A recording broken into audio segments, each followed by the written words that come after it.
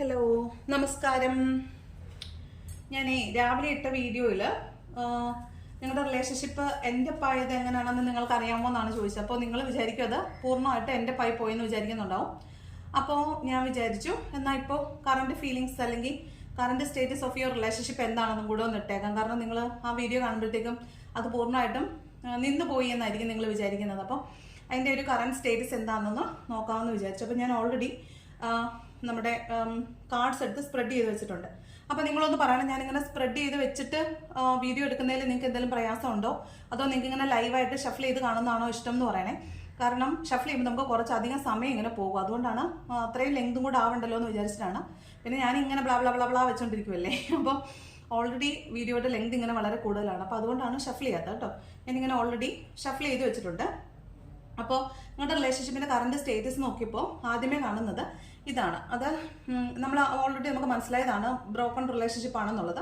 അപ്പോൾ ഇത് ഇപ്പോൾ ഒരു റെസ്റ്റിംഗ് എനർജിയിലാണ്. അത് ഞാൻ എപ്പോഴും നിങ്ങളോട് പറയില്ലേ, നമ്മൾ റിലേഷൻഷിപ്പ് റീഡിങ് എടുക്കുമ്പോൾ ഒന്നുകിൽ 4 ഓഫ് സോഡ്സ് അല്ലെങ്കിൽ ഹെർമിറ്റ് അല്ലെങ്കിൽ 2 ഓഫ് സോഡ്സ് അങ്ങനെയുള്ള കുറച്ച് നെഗറ്റീവായിട്ടുള്ള എനർജീസ് ആണ് എപ്പോഴും കിട്ടുന്നതെന്ന്. അപ്പോൾ ഇപ്പോൾ റെസ്റ്റിംഗ് എനർജിയാണ്. അതായത് റെസ്റ്റ് ആണെന്നേ ഉള്ളൂ, സൈലന്റ് ആണെന്നേ ഉള്ളൂ, വെയിറ്റിംഗ് ആണെന്നേ ഉള്ളൂ.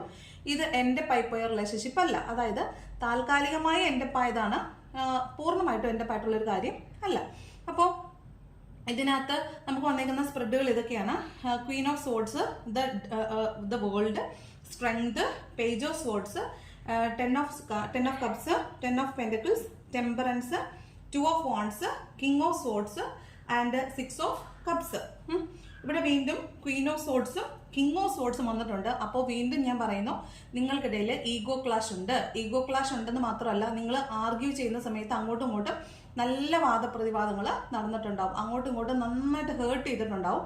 അതുകൊണ്ടായിരിക്കും നിങ്ങളുടെ റിലേഷൻഷിപ്പിൽ ഒരു ബ്രേക്കപ്പ് വന്നിട്ടുള്ളത്. ഓക്കെ, മാത്രമല്ല നിങ്ങളുടെ ഈ സെപ്പറേഷൻ ഫേസ് എന്ന് പറയുന്നത് ഒരു എൻഡിങ് ഓഫ് എ സൈക്കിളാണ്, അല്ലെങ്കിൽ completion of A karmic cycle ആണെന്നാണ് തോന്നുന്നത്. കാരണം ചിലപ്പോൾ നിങ്ങളുടെ പാസ്റ്റ് ലൈഫ് കണക്ഷനൊക്കെ ഉള്ള റിലേഷൻഷിപ്പ് ആണെങ്കിൽ, കാരണം നമ്മൾ രാവിലെ എടുത്ത റീഡിങ്ങിനകത്ത് 4 ഓഫ് വാണ്ട്സ് വന്നിട്ടുണ്ടായിരുന്നു. അപ്പോൾ അത് ട്വിൻ ഫ്ലെയിമിൻ്റെ ആണ്, 11 എന്നുള്ളൊരു കോൺസെപ്റ്റ് ആണ് അതിൽ വരുന്നത്. അപ്പോൾ ട്വിൻ ഫ്ലെയിം ആണ്. അപ്പോൾ ട്വിൻ ഫ്ലെയിം ആണെങ്കിൽ തീർച്ചയായിട്ടും ഒരു സെപ്പറേഷൻ ഫേസ് ഉണ്ടാവും.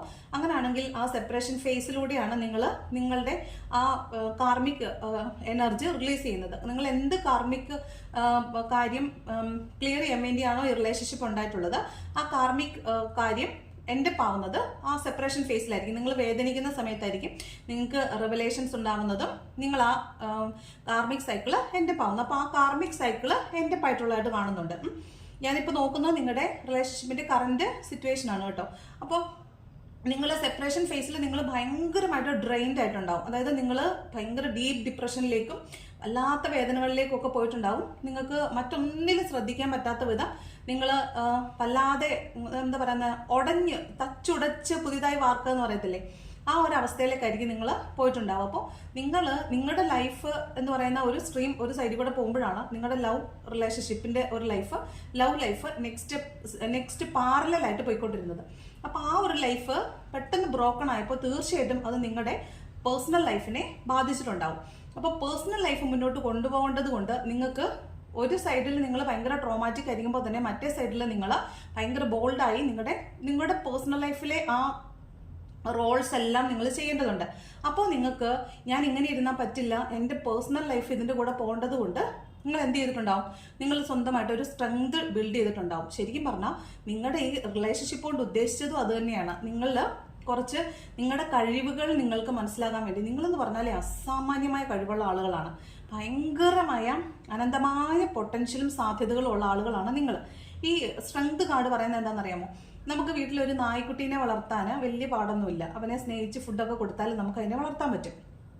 ഏത് പെറ്റ്സിനെയും നമുക്ക് വളർത്താൻ വളരെ ബുദ്ധിമുട്ടൊന്നും ഇല്ല. നമുക്കങ്ങ് സ്നേഹിച്ച് ഫുഡൊക്കെ കൊടുത്താൽ കുറേയൊക്കെ നമുക്ക് അവരെ വളർത്താൻ പറ്റും. പക്ഷെ ഒരു സിംഹത്തിനെ നമ്മൾ വളരെ കൗതുകത്തോടു കൂടിയാണ് സിംഹത്തിന്റെ പേരന്റിങ് നടത്തുന്ന ആളുകളെ നമ്മൾ നോക്കുന്നത് അല്ലേ. അപ്പം നോക്കിയേ, ഈ സിംഹത്തിനോട് വളരെ ആ സ്ത്രീയുടെ മുഖത്തേക്കും കൂടെ നോക്കണം. ഈ സ്ട്രെങ്ത് കാർഡ് എടുക്കുമ്പോൾ അതിനകത്തെ ആ സ്ത്രീയുടെ മുഖത്തേക്കും കൂടെ നോക്കണം. ആ സ്ത്രീയുടെ മുഖത്തൊരു ഭയമില്ല. അവർ അത്രയും ആ സിംഹവുമായിട്ട് അനുരഞ്ജനപ്പെട്ടിരിക്കുന്ന ആളാണ്. അപ്പോൾ അത്രത്തോളം ഒരു സിംഹത്തിനെ മെരുക്കാനും മാത്രം സ്വാധീനമുള്ള അല്ലെങ്കിൽ അത്രത്തോളം കഴിവുള്ള സ്ട്രെങ്ത് ഉള്ള ഒരാളായിട്ട് നിങ്ങൾ മാറിയിട്ടുണ്ടാവും. ഒരു സ്ട്രെങ്ത് ഉള്ള ആളായിട്ട് നിങ്ങൾ മാറിയിട്ടുണ്ടാവും.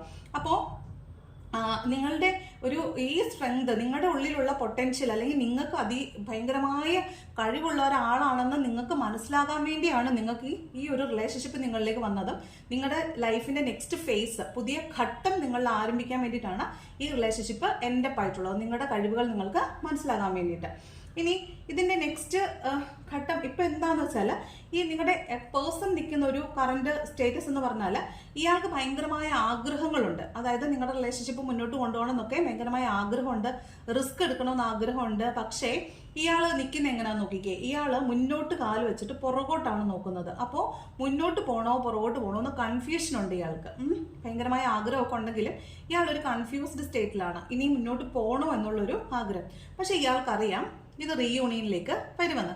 തീർച്ചയായിട്ടും ഒരു റീയൂണിയൻ പോസിബിൾ ആയിട്ടുള്ളൊരു കാര്യമാണെന്ന് ഇയാൾക്കറിയാം. കാരണം നിങ്ങൾ ഈ പറഞ്ഞ കാർമിക് റിലേഷൻഷിപ്പ് ആണെങ്കിൽ ഒരു ഘട്ടത്തിൽ വന്നപ്പോൾ നിങ്ങൾ തമ്മിൽ സെപ്പറേഷൻ ആയപ്പോഴും ഈ പറഞ്ഞ നിങ്ങൾ രണ്ടുപേർക്ക് മനസ്സിലായിട്ടുണ്ടാവും നിങ്ങൾക്ക് പരസ്പരം അകന്നു പോകാൻ പറ്റില്ലെന്ന്.